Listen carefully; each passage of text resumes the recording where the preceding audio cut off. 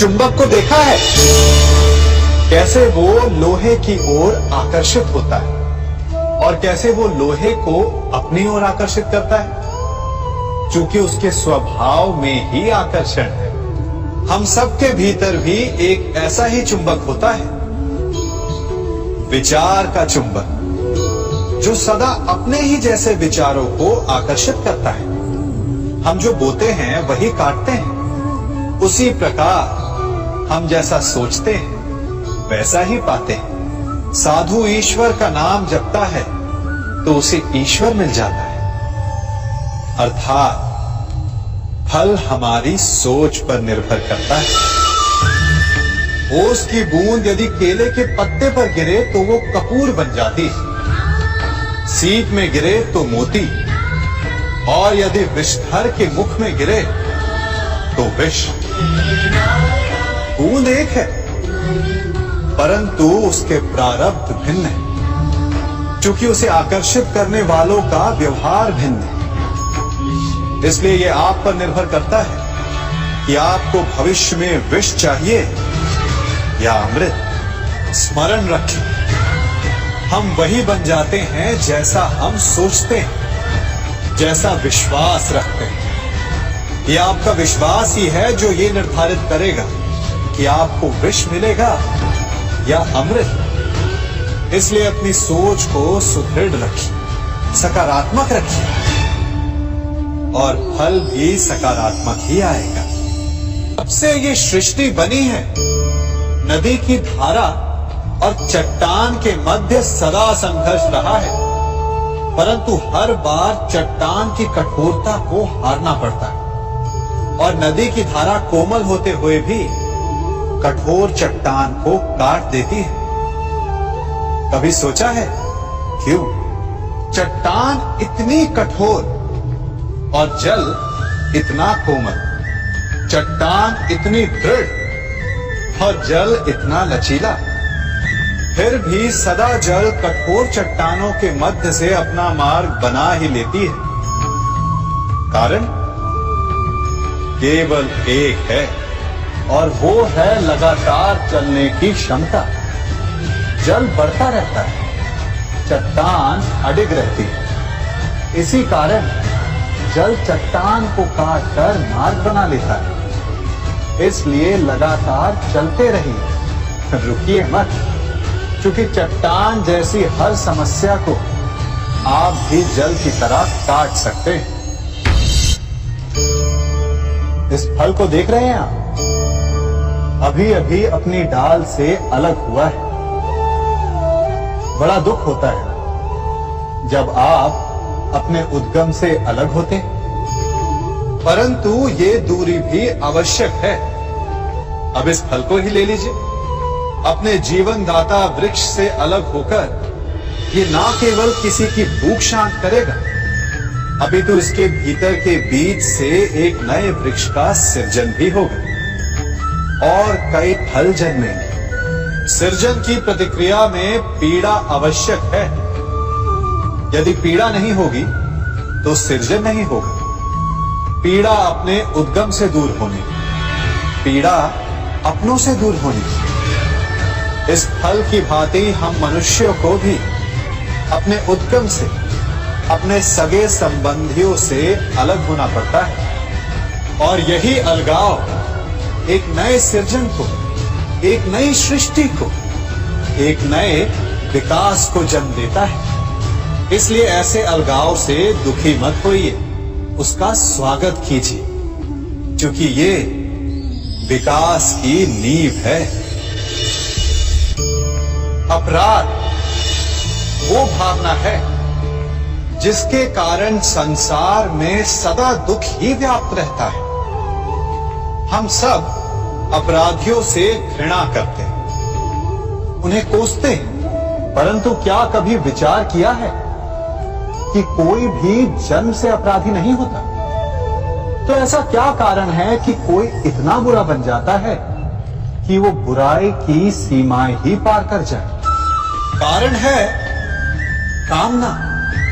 यदि कामना पर नियंत्रण ना रखा जाए यदि कामना को पूर्ण करने के लिए परिश्रम ना किया जाए तो वो तृष्णा में बदल जाती है, और तृष्णा लालच में, और लालच छल में, और छल करते ही मनुष्य अपराध की ओर अपने पग बढ़ा देता है।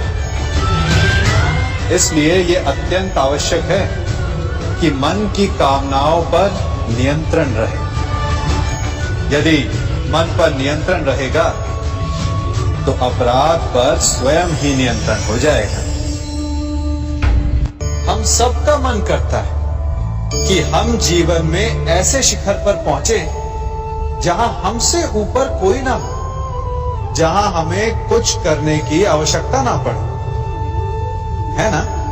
कुछ लोग इस शिखर पर पहुंच भी जाते हैं, परंतु उनका मन सदा विचलित रहता है।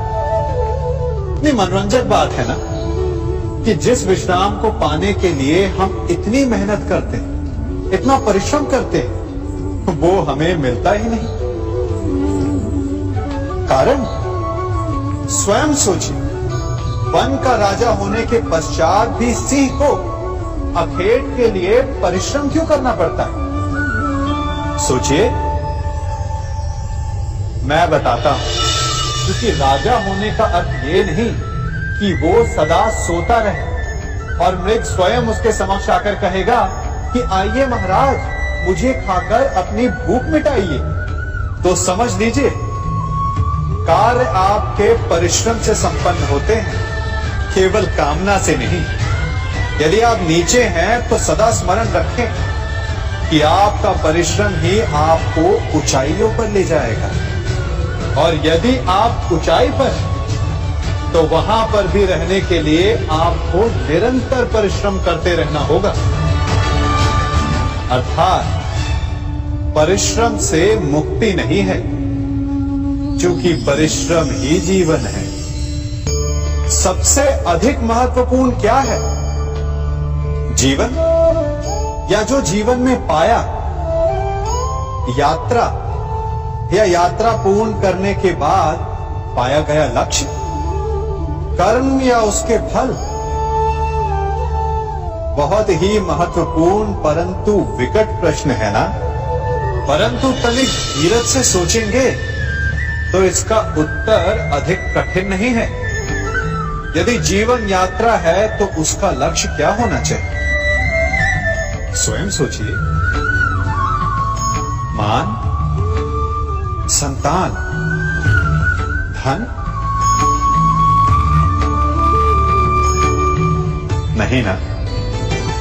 अंतिम लक्ष्य है परम आनंद, और ये अचानक से नहीं मिलता।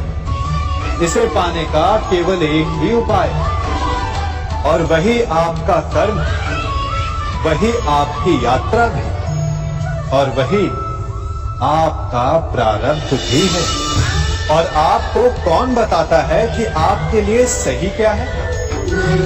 वो है आपका मन, जो मस्तिष्क की भांति हानि और लाभ नहीं सोचता, जो आपको ये बताता है कि शुभ किसमें, संसार का कल्याण किसमें, आनंद किसमें।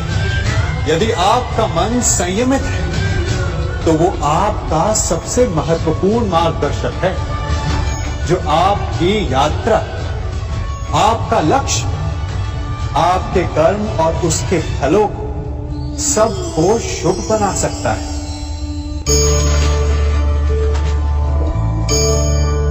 इन पक्षियों को देख रहे हैं आप? इनका उड़ना वायु में इतना संतुलन मुक्त कर देता है ना? इन्हें उड़ते देख आपके मन में भी इच्छा होती होगी कि इन्हीं की भांति आप भी स्वतंत्रता से उड़ पाएं। ईर्ष्या होती है ना, जब आप इन्हें खुले आकाश में ऐसे विचरण करते देखते हैं। पर कभी सोचा है, इस उड़ान को, इस स्वतंत्रता को पाने के लिए कितना परिश्रम, कितना अभ्यास किया होगा इन्होंने? आकाश में उड़ने से पूर्व धरती पर कितना गहन परिश्रम किया होगा इन्होंने? इनके माता पिता ने पहली बार जब इन्हें पंख फड़फड़ाने को उकसाया होगा तो कितनी बार गिरे होंगे। पहली बार वायु में उड़ते समय कितना भय लगा होगा इन्हें। अपनी पहली उड़ान के पश्चात धरती पर उतरते समय गिरकर कितनी चोट खाई होगी। इस उड़ान का, इस स्वतंत्रता का ये मूल है।